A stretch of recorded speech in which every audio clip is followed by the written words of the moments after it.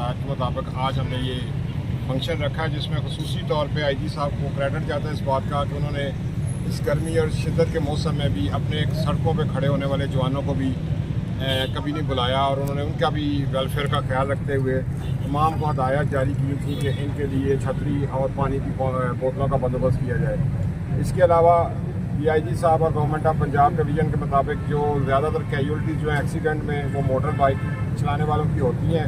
उसमें हमने अरेंज किया है कि जो लोकल लोगों को यहाँ पे हेलमेट तकसीम किए जाएँ और इनमें अवेयरनेस की कैंपेन चलाई जाए ताकि ये जो अमवात है इनकी शरह को कम किया जा सके। लो दोस्तों, नारोवाल में इस टाइम हेलमेट तकसीम करने की तकरीब हुई, जिसमें DPO साहब नारोवाल स्पेशल जारी कर रहे थे कि वज़ीर-ए-आला पंजाब के हदायत पर रोड सेफ्टी के तहत लोगों में फ्री हेलमेट तकसीम किए जा रहे हैं नारोवाल में, जसर बाईपास नारोवाल जिंदाबाद, हमारे आज जिंदाबाद।